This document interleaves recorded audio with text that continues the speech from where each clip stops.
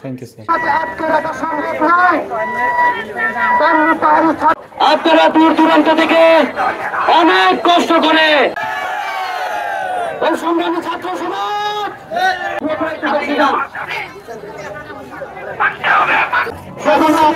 আপনাদের সবাইকে লাল সালাম জানাচ্ছি। আপনারা একটু ব্যানারের সামনে চলে আসুন। কোন কালে কোন সময় আমরা দেখিনি পাঙ্কুয়া এবং সবাই আবার আদিবাসী অসাম্প্রদায়িক জাতীয়তাবাদ নির্মাণের জন্য দেশ পুনর্গঠনের জন্য যুদ্ধ করে এই তারুণ্য এই ছাত্র